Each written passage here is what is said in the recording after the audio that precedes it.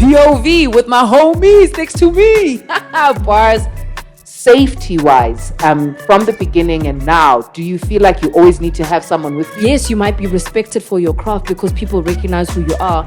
But at the end of the day, you're still a woman in South Africa. There is a shortage of road managers, people who actually know how to deal with artists. Sometimes your friends are not even a great safety gauge because they get drunk off the rider, like you say. My only issue is getting booked. How do I get booked to perform at clubs and concerts? Oh yeah, you need to give me something first before. She comes in 5 minutes before, she plays, she leaves. She doesn't even stay in Yana for someone just to rub her thigh. Yeah. Why? What? Rub my thigh? Yeah. What's up? It's your leading player, I under MVP, and welcome to Point of View POV with my homies next to me. Bars. Saying it because I'm a hip-hop DJ, and that's what we're discussing. Being a DJ as a female molifing in our own South A. And with me today, I have the ever so lovely Tay Flavor, who always comes through with the Amapiano. Thank you so much for joining, Free. Thank you, my love. Thanks for having me. Appreciate it. And then on my other side, I've got the one and only from Club Hip Hop itself, DJ Faye Faye. Pyum, pyum, pyum. We outside, baby. You know the vibes. Say, oh, pyum, pyum, pyum. Man. Pyum, pyum, pyum. That's so cute. And last but not least, she literally motivated me to become a hip-hop DJ. Been in the game, always staying in frame, and my goodness, always drops down the hits in the club scene. We got Miss Cosmo! I don't know if I'm supposed to give myself a sound bar. I don't have one, but what up? Guys, thank you so much for coming through. And this is a chat that a lot of young ladies have been waiting for in terms of information about being in this industry. I mean, we're still standing many years later for some of us, and also being in this industry in general. I mean, just looking at how fabulous we look. We're going to go through a lot of chats, but right now I actually want to start off by asking how all of us got started in this industry. Ooh, I mean, a girl. Yeah, Taylor. You know what I'm saying? Come on now. How did I get into the industry? I'm a big believer in education. And when I started enjoying the music and listening to a lot of hip hop and stuff like that, I thought it was very important for me to kind of, start at the base and learn how to DJ, because I think if you're going to get into a profession, you need to at least understand the skill and understand the theory behind it. So that's actually how I got into the industry, was, taking DJ lessons. I'd gone to Fuse Academy when DJ Zintle still had the school back at the time. And yeah, man, it's been an amazing journey. I think after taking my lessons was when I had kind of worked with some of my contacts who were hosting events at the time. Teebs, rest in peace, was the one person who actually gave me my first break. He used to host an event at a place in Rosebank, and he used to host it once a month, if I'm not mistaken, My Bar Sundays. So he had me on as a resident DJ. Even with my hashis, I was there hosting it out every Sunday. But I think he appreciated the fact that I was trying something new, and he believed in what I was kind of putting out there, and he could tell that I was determined to kind of get better with each week. So a big shout out to Teebs. He definitely did a lot for me at that point. And then I think when things kind of skyrocketed for me was when I got chosen to be part of the first YTKO DJs. Yes. The first batch of YTKO DJs, I was the only female on that lineup with the girls, with the guys rather. It was myself, DJ Zandy, Josie Chavez, Shimza, and Just Mo. And since then, I think everything's kind of taken it to the top from there. No, absolutely. I want to pass it on to DJ Faye Faye. When was your first hashi experience? When you had to play in public, getting used to it after deciding that you want to do this? You know what's crazy for me is I actually came into hip-hop, like being a DJ, during COVID. So with me, when I was in university, I entered YFM, and I was actually a news anchor. So I did radio in university, at a university. Girl, I was Zandile Hopa. That was me, right? And then 2019, I was finishing off my degree at UJ, and I remember they wanted me to come on as an on-air personality. I started doing my own shows there. One of the shows was where I put on DJs, and 1 hour in that show, I needed to create a playlist. So I started curating the music there, like grabbing. The nice thing about DJ FM was you could go on the big playlist and then pull whatever songs you wanted, which was such a thing for me, right? So I used to do that. And then one of the DJs on my show was like to me, yo, have you ever considered learning how to DJ? And then I'm like, bruh, DJing is so boring. Like, people are having fun, you there. at behind the decks, I always thought it was such a boring job to have, Yeah. right? And he was just like, nah, bro, like if you actually do it right, you can actually make some money and like, figure it out. It's not like you have to be like somebody big, but like we have a shortage. He's like, we have a shortage of hip hop DJs in this country and you have a great ear for like R&B music and stuff like that. After that, DJ Hudson, Glenn at the time, you guys know Glenn, right? Yeah. So Glenn was dating my friend, and because I was busy doing the whole DJing thing, I spoke to my friend, and my friend was like, "Yo, my boyfriend knows a few DJs. Maybe he can help you find somebody that can teach you." And then at the time, Glenn and I had a conversation, and I remember I was like to him, "Glenn, if somebody's going to teach me how to DJ, I don't want that person to try and me. I don't want that person to try and seduce me into being in a relationship with them because they do that. I don't want this person to think it's an opportunity for them to really try and get in my pants because I really want to take this seriously. I'm one of those girls that take things seriously." So he was like, "Bro, if you want somebody like that, the only person I can think of is Hudson." Nice. And that's so important. Sorry, just to kind of chime in with what she was talking about, where you want to feel safe as a female, and the places that you're actually going to go and learn, because sometimes guys can be predatory. And funny enough, the person who actually convinced me to DJ was Kuli Chana. We were going on some road trip to one of his gigs with Morafe. My friend was dating him at the time. So we were all together and he was just listening to like some of the songs that I was playing in the car. And he was like, "Yo, you've got an ear for this. Maybe you should get into DJing." And then the one thing that stuck with me after he had said that, because I was like, DJing, I was like, I don't know. I'm a finance graduate, leave me alone, And then I was like, okay, well, maybe I could get into DJing. But the thing that stuck with me was he said, but whatever you do, don't go to a place where they're just going to hit on you the whole time. Make sure you go somewhere safe. And that's what made me choose Fuse Academy, because I particularly wanted a place as a girl where I would feel safe to actually learn how to play. And on your side, Tay Flavor, when did the journey begin for you? So it's so crazy because, with me, I think it started out being in the industry initially as a host. And aside from that, I always had friends in industry who were DJs, and I'd go with you to like practically all of your gigs, and Dimples, and we'd support. Yeah, and I that thought she whole was going to vibe. play hip hop. We'd support that whole vibe, and I was actually really about hip hop because all my friends were hip hop DJs, right? Speedster, you, D. So that was the vibe that I was in like all the time. And then I think through going to gigs with my industry friends, there was always that wonder, like, I wonder what it would be like if I knew how to play. But it wasn't something that I thought I'd end up actually doing. And then I was on the road for some time with Maporisa, where I'd go with him to his gigs because we were friends at the time, obviously. So how I started is through him. So we already had an established friendship/relationships in that sense where he could teach me and mentor me and basically show me the basics. And that's how I actually started.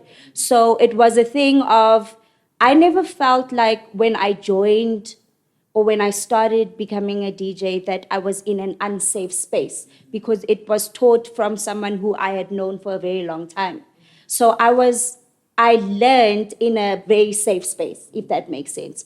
And he bought me my first controller as well as speakers, and he said, listen, today you're going to learn how to play and no more excuses, because I'd always bring it up like, maybe I should learn, and at the time I wasn't quite happy in corporate, right? So it was also that transition, trying to figure out whether I want to be in corporate or not. But I knew that it wasn't for me. A 9-to-5 wasn't for me. I was always more creatively inclined. But it was a matter of, okay, do I want to take this thing seriously? And if so, how far am I willing to take it? I love that. On my side, I think I just got tired of the fact that I was not hearing the songs that I was hearing on music videos. I was still in varsity. I just bought a small TV and in compact where at the flat I was staying. And a lot of the times when I go to the groove spaces, they weren't playing About Drunk in My Cup by Kurt Cobain. They weren't playing I'm Feeling Like the Man of the Hour. Those were my songs. And I was still in Hatfield that time. So there were many spots in Hatfield that you could go to. So every time I went to Stones in Hatfield, Banks was playing, Venom was playing, Slip and Timo were also playing as well. So the Pretoria guys were who were looking out for me essentially when I started in the game. And I actually started playing at Drop Zone, which is more of uns. Because I needed to beat match. So I met the station manager then at Tux FM's wife was playing at Drop Zone. And she was like, no, I can teach you how to beat match. I'm like, okay, uns. So now I've learned the uns, but I don't want to play the uns. I want to play hip hop. So that's when I started going to Blue Room Hatfield when it just opened. And they still had those small CDJs. What are they called? 350s. Thank you very worst much. things in the Oh, world. where you have to wait for the entire song the to load so absolute you can worst. see which one it is. Oh my gosh. And that's where I started. And that time when I was actually playing, the volume was so low. It was like ambiance music when I was DJing. So I was like, okay, this is nice. So I wasn't like nervous that people were hearing me make horses, but my best friend Nomsa was there. And she was like, no, you killed it, man. She didn't know whether I killed it or not because she was drunk from the rider. And she was like, yo, you were killing it, Pinch. You were rocking. And then that's when I realized I really want to do this. And I then started joining Kintari at Monte Casino and I became a resident there.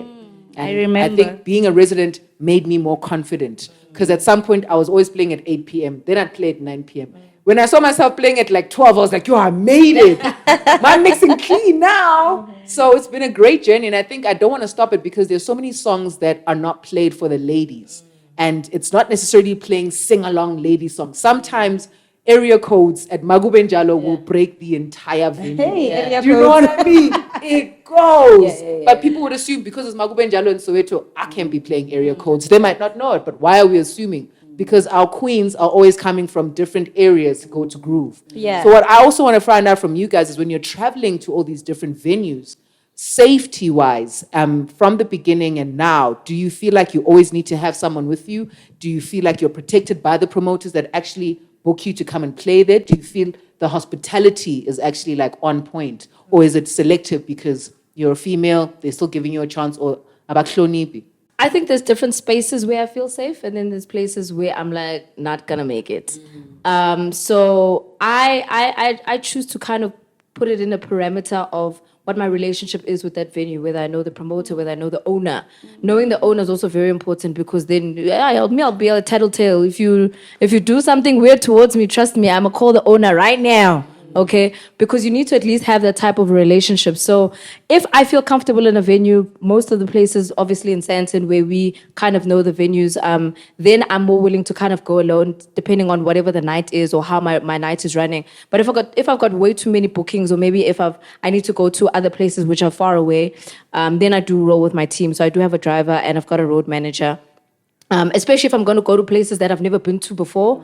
From a safety perspective, I don't go alone. I will always then roll with my road manager from that perspective, just to make sure that, safety in numbers. Same even with traveling. I will never, ever, ever travel out of town by myself. And I remember once having this conversation with Zintle, where she had told me a story about some DJ or a female who they had booked her out of town, and I think it was in Cape Town, if I'm not mistaken, and she was kidnapped because she was traveling alone. And I can't remember how the story kind of ended, but obviously that was a very scary situation for her and coming back. So you look at things like that and the vulnerability as a female, and you think about how, yes, you might be respected for your craft because people recognize who you are, but at the end of the day, you're still a woman in South Africa, and GBV is a very big thing for us to also still be aware of. And that's why no matter what, I'll always kind of travel with somebody, Yeah. I think we also just need to speak about the importance of understanding how in the beginning of your career, you might not have the leisure to travel with people. Yeah. Like if you are still a newbie, I remember when I was still a newbie, I used to travel alone. It's because like you're playing an opening set, it's during the day, that's the reality of the situation. But like we did have this conversation once where it was like, when is the right time for you to start hiring people, having a security, having a driver, having a manager as well. So for me, I feel like the moment you start going to venues that, like she said, you don't know the venue, you've never been there before, it's late at night and you're traveling alone and you know that like your friends are not going to be there. Sometimes your friends are not even a great safety gauge because they get drunk off the rider, like you say, and then they're not able to like see if somebody's throwing something in your drink or whatever the case may be. So for me, I feel like it's just like in the beginning, I used to travel alone, but right now, I've got somebody who is my driver, who is my security as well. Yeah, I think for me as well, touching up on what you just said, is that like entourages, I don't do personally. I don't like rolling with an entourage. I don't like having the responsibility of having to look after other people. Yes, I have friends, but I'm here to work. The same way you're here to work, you have a 9 to 5, like, don't mess around with my time because I don't mess around with yours. You know, for me, it's like, yeah, it's cool. You, my friend, you want to come to groove for you. But for me, I take this shit really seriously. And for me, being professional is everything, right? So with regards to the safety aspect, I think when I started out, it was a bit tough considering that there is a shortage of road managers, people who actually know how to deal with artists, right? Aside from managers, road managers as is, it's very hard to find someone who really understands what that means. Essentially, what does that mean? That means that from the time we leave the house, there are certain things that have to be followed in order for that gig on that night or those gigs on that night to be a success. From the time we get to the venue, it means making those phone calls to the promoter, whoever we've been speaking to ensure that, number one, we secure with parking. I'm talking about areas that we're not used to, areas that are like in the hood, you know, gigs that aren't necessarily the most safe. Parking is secured. When we get there, do we have a little bit, the smallest security detail is important that sometimes we take advantage, that sometimes we don't necessarily think is important, right? So it's things like that. So your road manager would try and find out, okay, cool, what kind of security detail is given? Sometimes that's not always realistic, where the venue's willing to give you security. But best believe my road manager knows that it's one of his tasks to make sure that there's someone outside of him and I that's looking out for whatever it is that we're doing and where it is that we're seated. When we get there, Gibson, who is my road manager, needs to also find out who is around us when we're in the section. When we're in the section, is anyone just able to have access to you? That also is part of your security. So it's not just about being on the road, getting to and from gigs. It's also being in the actual venue. Because a lot of times, you have niggas and guys, fans who are just trying to like be all about you and be in your business, and you need to make sure that you're actually okay. But we manage because we know that we're going there for the enjoyment, to see the people's faces, to see them give us 100%. fist bumps from the audience. They say, Yeah. like when we were playing at Monarch this past weekend, yeah. and there was this chick that was booming you so much, her wig nearly fell off. I said, that's what I'm talking about. I mean, that makes it worthwhile, right? Yes, absolutely. It does. But that was funny. And a lot of the times we look good. We make sure that we prepare to look good. 100%. And we have a lot of money that goes into us preparing to look good. Yeah. Do you think the rates ever fluctuate or differ between male DJs and female DJs? Hell yeah. No, well, I do think that they're paying us less than what they would rather pay the guys. That's true. Yeah. And luckily for you, you've got the height, so you could still look like yourself behind the decks. Mina, without the heels, you still have to look for me behind it. Where are you? So I wouldn't have passed by on that one. But yes, I think it's very expensive. Firstly, people don't get how difficult it is for a female in entertainment, not even just as a DJ, as a woman in entertainment. It's so much harder for us because if we don't show up and we don't look a certain way, then it's as if bias nyata. It's like, you don't look like your flyer. You don't care about where you are going. Exactly. And it irritates me so much because the guys will arrive looking like they haven't bathed for 2 days, but there they are, just put on a jacket with their trucks and pants, they play, they set, they go home. I remember once having this conversation with, I think it was a Thursday, I was playing at Cocoon, and Naked DJ had booked me for an event there. So obviously it's a Thursday, I had just woken up, so I had to wake up. I literally had to prepare, put on a face, whether it was it wasn't a hectic face, but it was still very minimal, eyebrows, lashes, comb the hair, brush, curl nyana, just so I look presentable. And I arrived and I played, and he was like, so you did all of this to come here? I said, My brother, if I didn't, what were you going to say? Yeah. Do you know what I mean? Yeah. I can't come looking like I just woken up because I definitely did wake up from bed to get ready, to get to the gig. And if I didn't do that, you wouldn't have appreciated and you wouldn't have booked me again. Because you would say that I don't respect what I look like. Meanwhile, for guys, they can get away with things like that, which is unfair. But it's extremely expensive getting makeup, hair, because hair now is also you I'm a thousand outside of that, it's outfits. You know, you can't be posting the same outfit twice. Me, I stopped posting pictures. I'm like, no, there'll be a right event for this outfit. I'm saving this one. No, sometimes you have to save an outfit because wow, I gunzima outside, and we don't get enough money for all the things that we're doing. And people think we're being overzealous by asking for more money, and it's like, but you want more from me. You also want me to perform. You also want me to post. I need to post. I need to look a certain way, but I also need to arrive. And now I can't just stand there and DJ like men do, but now I must also Look the part. Exactly. dance. I must look like I must smile. Get the vibes. And then they say to you, why ukwatile? Why don't you smile? Or bring a crowd. Who am I smiling at? I'm trying to mix these songs, man. I'm struggling. My ears are struggling right now. There's a horse happening when you want me to smile. I feel like with the prices, bookings wise, there's a huge difference, and she's right. It takes a lot of maintenance to be a woman. And I also feel like as a girl, you decide to, like, if you want to be that type of girl who dresses up and who looks a certain type of way for your gigs. We're not discrediting. There are some girls that are just like, yo, I'm not trying to do the makeup thing. I'm not trying to do the hair thing. And it's okay. I've been telling people I'm buying my stuff from China more or whatever, because it's like, yo, bro, it gets to a point where you can't always be buying a brand new fit for a brand new gig. That time they're going to pay you 3,000 Rand, and you know you need that 3,000 Rand. You know what I'm saying? So that, for me, I've felt that. And also, like, certain respect in a sense, because you are not, for hip-hop DJs, for instance, we're not in global charts. Like, we're not in the UK. We're not getting booked the in popular America. genre. So when you don't deserve a 10,000 Rand to say, oh, okay, so just because I haven't been booked so-and-so and I'm not touring outside of the country, then that makes it say, okay, you don't actually deserve to get this much money. And then they pass on you, and then they'll take whoever else, like you say, the guy that's not going to put much effort, who's not going to bother them about a poster, who's not going to bother them about...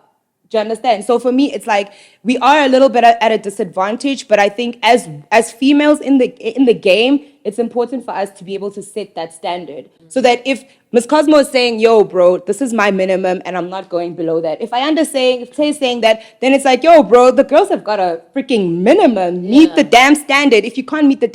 Swipe left, my brother. And to the new DJs coming up, ladies, don't get comfortable with the rate that you're being given, because they'll keep that rate for years. For a long time. Years, they'll keep that rate, and then they'll just like, we know you as the 3,000. Yeah. We'll give you the 3,000 every hour. So for me, it's a give and take, right? So I feel like when I just started out in industry, you're a bit more accepting of what they kind of say, this is what you're worth.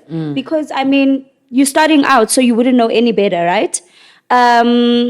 And obviously you're a bit more hungry in the sense that you're also a bit more desperate, that you want to be seen a lot and often, and therefore you're willing to accept certain rates because you feel like based off the fact that you are a new upcoming DJ, you don't really have much pull as yet. But as time goes on, you realize, you know what, there's certain gigs that just aren't worth it. If the rate is low, I'm simply not going to take it. I'm personally at a point now where everyone who I works with, promoters and owners, know that there's a standard. And sometimes it's unfortunate that you have to be a bitch about it. Yeah. You have to be a bitch about it so that you get the respect that you know you're deserving of. So we have... issues like dealing with promoters and owners who say, yeah, but you don't respect us. How? Why don't I respect you? Because when you go here to Pretoria, you look like Tay Flavor and you dress like Tay Flavor. But when you come to our venue, you're wearing jeans and a crop top. What is that? Right? That's a real thing. That's a very real thing that owners and promoters can say to you. Like, you're like, okay, cool. Number one, that wasn't the intention. Right? Let's just start there. It wasn't the intention. However, it's almost a prerequisite that you have to look a certain way and maintain a certain standard in order for you to continue getting the amount of bookings that you get. At the end of the day, I'm there to DJ. I'm not there to look like a fashion model. Exactly. And my bookings and agent had an issue with this one promoter who said, yeah, but the problem with Miss Cosmo is that she comes in 5 minutes before, she plays, she leaves. She doesn't even stay in Yana for someone just to rub her thigh. Yeah. Why? What? Rub my thigh? Yeah, no. That's not what I came for. I feel like that's a real chat right there because of the whole, you're competing with the hosts. You're competing with the influencers as well that are in the venue. And it's like the promoter puts it in your head to say, yo, you can't just leave right now. The other girls are sticking around, or they're going to try and take you from your section to say, oh, come meet this guy, meet so-and-so. And it's like, yo, did you book me to come here and entertain your guests or the people that are at this club? Or did you book me to come and do this job so I can do my job and get out of here? Yes, you may not have a gig afterwards, or you may not have anything that's pressing you to stay. But like if you're on your own and you're not trying to hang out and you're here to do the job, I'm here to DJ. I'm not here to bring people to the party. I'm not here to bring my girls here so you can pimp my girls. You know what I mean? But what I want to talk about or wrap things up with is the fact that we have discussion scenarios right here.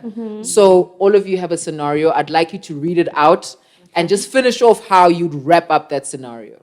All right, so my scenario says, hi ladies, I'm a piano DJ that's just starting out. I love the arts and I'm extremely passionate about my craft. My only issue is getting booked. How do I get booked to perform at clubs and concerts? All right, so I think the biggest, this is something that I always speak about, even just to upcoming artists. And as females, we obviously have to be a lot more aware of the places that we find ourselves in, as we've just had the conversation around safety. But I do think networking is your biggest opportunity to kind of get yourself into bookings. And by networking, I mean, number one, making friends with DJs, because I think a lot of us got into the game because we were friends with DJs who understood how we wanted to get into the industry. So the DJs will vouch for us. And once a DJ vouches for you, then a promoter then says, okay, let me give them a shot because you're saying it. And maybe we will see how we work from there. And outside of then also then getting DJs to kind of be, to vouch for you and to network for you, you also then make relationships with promoters at certain clubs. You go and you support. There's this one thing that I always say to people is that when you're out of sight, you're out of mind. And I know sometimes we do get busy and maybe we don't have the opportunity to go to every venue and every club or whatever. But sometimes it doesn't hurt just to say, okay, I've got the night off. Maybe I want to go out and groove. Let me go to a specific venue just to show love, because then you're also showing the person that you love this venue and you're also trying to grow yourself into this type of space and be a person who plays in that venue. So that's also how you then kind of supporting the promoter for them to then support you back. And then you kind of take it from there. Tay Flavor, what's your scenario there? Okay, my scenario is the only time promoters engage in conversation is when I flirt or give off feminine energy. Is it still possible to be a boss babe and maintain my character? Of course. So, I don't know. Like for me personally, I don't feel like that's kind of what I get from promoters and owners. That's for me personally. The whole flirting thing, maybe because I've just gotten to a point where, like I said, I know how to be a so I don't give it off. So I don't know. It just has to do with your aura. So I feel like if you're starting out as a DJ, maybe you're a bit more open to accepting nonsense from promoters and owners. So if they're flirting with you, I don't know how to word it, but maybe you'd be a bit more receptive in the sense that you don't know how to quite shut it down without making it seem like you don't want to work or you don't want the gig or you're being rude. So there is a way to deal with it. To answer the question, is it possible to be a boss babe and maintain my character whilst being flirted with? 100%. Of course, you can maintain your character as a boss babe by setting boundaries. If an owner or a promoter is fully flirting with you and making it about, oh yeah, you need to give me something first before I can plug you in or before you can get this gig, then babes, it's either the gig is not for you, let it go, or you make it very clear that you are not about it. That's not what you're there for. Yes, you're starting out. Yes, you might be a bit naive as to how things work out, but I really do believe in maintaining a standard on how you allow people to deal with you. Yes, and how you deal with people. And how you deal with people, yeah. When I am on the decks and promoters are coming, I have a very like cool way of shrugging people off. I don't like hugs. Yeah. I hate hugs because I'm tall. So short people will always try and put their neck around me. And I'm like, but you're short. Yeah. I'm tall. Imagine it's worse when it's a guy. He's like, oh, MVP. And I'm like, yo, bro, go no, you not here. Shut up. That's how I block you immediately by my body language already. Me giving you my fist is, I don't want to hug you. So that's already first time. But I still have a smile on my face. What's going on, bro? You nice? I've mastered it over the years. Yeah. So you learn different body languages. Body language, So yeah. also when you're folding your arms, chatting, sometimes you lean back. Closed off, You're yeah. closed off. Show your body language a lot. And if they always try to do this and maneuver yourself away. You maneuver as Yeah, well. man, why? Yeah. And sometimes it's not you being, what's the word, coy. You're just like, I'm being nice. But if you do it Cordial. again, then I'm going to, thanks, Yeah. friend. Cordial. But then again, if you do it for the third time, then it's like, my brah, what is this? We have a problem. No, stop it. For me, I feel that's a valid thing. But in my situation, I've had instances where you actually have to tell somebody off, right? Yeah. A very simple thing. I feel like all guys need to stop doing this right now. This thing where you're hugging a girl, right, by her waist, And then and it then you goes just let your hand down. slide down. This is my body. I can feel if you're poking me like this. I Yeah. can feel if you're rubbing Yeah. me a little bit. Yes, It's I quite know intentional. I'm wearing clothes, and it seems like, oh, she won't feel it. I feel it. Yeah. Okay. So Ayanda may be like, yo, what's up? Me, I'm like, hug. You know what I mean? Because I'm trying to be, that's who I am, maybe, right? You're a hugger. And then now you come and you fucking Invade take my my space. hand down and you touch my ass.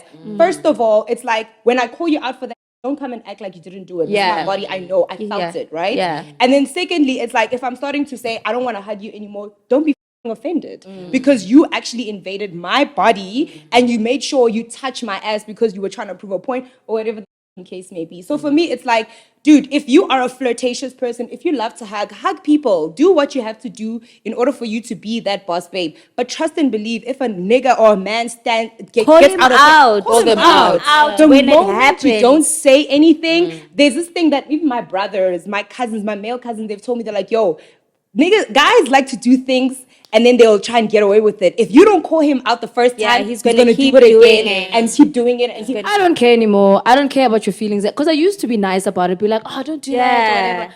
Now I'm like, I will slap you in front of everybody and Yeah. embarrass you in the club. Yeah, that's because me. what gives you the right to touch me? What That's gives me. you the right to feel as though I belong to you? I'm not your You're girlfriend. entitled, I'm yeah. not your sister. I'm not your anything. You have no right over touching my body. I'm allowing you to hug me. A hug ends here by my shoulders or the bottom of my waist because yes, I'm short. I understand that. But why are you coming to the bottom part of me? That means that has no, you don't own that part of my body. And I think for me, what's worked over time, and I need to thank my genetics for this because the face does the work Yeah. for me, girl. Poker face, I'm not poker even face. lying. Face works for me, and I'll kind of smile if I feel like you deserve a smile. But if I think that you're gonna come into my, trust me, there's a lot of people who are just like, I Leo, Yeah. and I'm like, please don't Yeah. come towards me. All right, Faye, what does yours say? Thank you, Ayanda. My question says, do female DJ cliques still exist in South Africa? And would I seem standoffish if I don't belong to one? I don't belong to one. You don't think you belong to one? Nah. Okay. We're a clique. You guys are No, a clique. I mean, we are clique, but I mean, like, in the genre, I play Oh, piano. yeah. So, when you said cliques, in my head, it was like, okay, cool, I'm in a piano clique. DJ like, clique. in my DJ cliques, in the genre that I play. So, and I are a clique, yeah, but we don't bump into each other like that all the time. So, then, who am I rolling with? I don't My roadie. I don't think there's DJ cliques in South Africa. Yeah. Let me also just, Yeah. if I kind of sit back and I think about it, I'm like, I think the guys are very cliquey. Definitely. Yes. The men are extremely Definitely. cliquey with who they roll with, who they're accepting, Yeah. who they're cool with, whatever the case is. Whereas for us girls, I think we're all just cordial with each other. We all are. respect each other. But we're all loners. We're all pretty much very independent in the way that we move. And I don't think there's anything wrong with that. Because sometimes you don't necessarily have to roll with a whole crew for you to be accepted. Yeah. However, I do think we do have a level of respect for each other. Yes. So obviously, if I see Tay in the club, I'll give her a shout out. Yo, that was a dope set, whatever the case is. But I'm also moving on my own with my road manager and my driver. Faze with her road manager and her driver. Do you know what I mean? So I don't think there's that many cliques that exist, and there's nothing wrong with not belonging to one. a clique. I do think, like I said earlier, from a networking perspective, we also need to be honest. Not everybody's friends, but we're cordial and we're professional. And Because we're in the same industry. Yes, and we're good to each other because Yeah. there's also no beef. Yeah, But I'm also not going to there's act no like need somebody's for best beef. friend just because I'm a DJ. Exactly. Do you know what I mean? We can respect each other, show each other love, and then let that be. You know what I mean? Absolutely. I have nothing to say. For me, I just have to say that I'm cool with everybody, so it's cool. You know what I'm saying? It's cool. I think for the female DJs, I don't think there's any cliques. Definitely the guys do have it. I just feel like sometimes as a girl, you get intimidated by another girl when you see her. Okay, now I'm not cool. Let's have this one. Yeah, no, you really get intimidated by another girl. Maybe you don't like the fact that Tay is so pretty and so light-skinned, and Wena, you're like a dark-skinned babe. Maybe you don't like the fact that Ayanda is so tall and sexy and she's got a hot body, and Wena, here you are with your mkaba or whatever the case Telling me I look tired. You don't like Miss Cosmo because she's got a... No... You don't like Miss Cosmo because she's got a big booty, and when I hear you are with your shopper, like there's a lot of things that will make other female DJs hate each other, and then it makes it seem like we are all so separated at the end of the day. The guys, on the other hand, they're very like, yo, dog, I'm sorry, like, you know, no, it's cool, let's go play soccer type thing. So I feel like it's not a bad thing for you to not be a part of like a group of people in the industry, but it's important for you to be able to allow yourselves to be able to function in a room with those people. Like if you're going to be around other female DJs, don't go and put yourself in a corner because I don't talk to Tay Flavor or I don't talk to Ayanda MVP. Just like be a person who's in a room with a bunch of your colleagues. We're colleagues at the end of the day. Yeah. We're not friends. We're not brothers and sisters. Some of them are, but like we're not all friends and we don't have to be friends, but we can respect each other as females and show up. Like respect me, finish your set on time. Don't make it difficult for me to be able to start my next song. We can't be fighting there to play a song because we're not how about your fates. Do you know what I mean? Like, let's just, you know what I mean? Like, if you can see my wig is melting and stuff, you're going to come put your arm behind me and you know is going to be falling backwards. too. Like, bro, like, let's not sabotage each other Yeah. as female DJs. Yeah. It's important for you to know, once upon a time, I was still a newbie. Once upon a time, I was still starting out. Help another female. For me, I feel like growing up with sisters helped me say, I can look out for another girl. Because my sisters and I would fight and my mother would always force us to forgive each other, hug each other, kiss it on the lips. You know what I mean? So when you see another female, like, look out for her. Like, show her some love. And if you guys don't fuck with each other, fine. You don't fuck with each other, but don't make it a big thing where you're sabotaging another girl. And don't be telling someone they look tired Yeah. when they look like this. Come on. Come on. I mean, Come on. I mean, But on that note, all the best to you trying to, you know, get into this game. It's not easy, but it's also not hard. It's a beautiful journey. As long as you fall in love with it and you just keep downloading those musics, those songs, please update your playlist and go and try yourself out in your area. Go, like people mentioned, go and see where you can play. Go and try out what your vibe is when it comes to DJing. Then DM us your link of your mix so we can tell you, this is what you want to, then we can give you advice. But otherwise, thank you so much, ladies, for joining me. Any last words to the homies that are watching that really, really want to do this and, you know, are empowered by us? I'd just say, you know, don't give up on the dream. I know that it seems really tough at first because that's how, you know, it felt for me. You just fall into it naturally. If that's where you really want to be, you'll fall into it naturally. I think what's really important is your consistency and how persistent you are in wanting to actually achieve whatever it is that you want to achieve. Don't give up on that dream. I think for the ladies, I'd have to say be like certain about what you want to do. Let's not oversaturate the DJing market, guys, and the female DJ industry. If you really know that you want to be a DJ and you want to work on this and you want to push, do it. But don't be out here saying, oh, I want to be this, I want to be the singer, I want to be a host, I want to be this. And then it's like, yo, you're not even giving your 100% in any of these different things that you're doing. Allow us as female DJs to win together. Because if we're all showing up at the gig and we're killing our sets, what are they going to say? What can they say because we are that good? So don't be out here just trying to do things for the sake of doing it. Do it because you want to, like what Tay said. But at the same time, like, be good at it. Yeah. Like, make us Put in- proud. Because Put at in the end of the work. day, Put in the work. if you suck, then they're going to be like, all female DJs suck. Yeah. You know? 100%. Over time, it's always been that difficulty for us to kind of prove our worth because we're female. So men will always kind of, push us down and be like, but now we're here, this person, just because you look pretty, you can't play. No. Show up so that the next girl gets an opportunity. The same way you're looking for an opportunity. If I show up and I make sure that I'm professional, I'm on time, I look good, I play an amazing set, then they can't deny you. Yeah. And that's the one thing, is that don't give them a reason to deny you. And for me, I always harp on about hard work and professionalism, because you'll always get return work if you are professional. Trust me, there are plenty of boardrooms, ad agencies, marketing, brand managers, whatever, who will cancel you from a campaign purely because that person doesn't post on time. That person doesn't care about this. That person didn't arrive. That person treats these people like shit. That person doesn't speak nicely to their staff. People are looking at these things. And that's where I mean about professionalism, because you also want to be able to sustain yourself and have longevity in the game if you are professional. Yeah. Thank you so much, ladies. Miss Cosmo. Wow. Faye. Pew, pew, K pew. Flavor. I under MVP. And this was our point of view on being female DJs. We'll see you in the streets, because we on the decks all the time. Booked and busy. Period. Ask about us.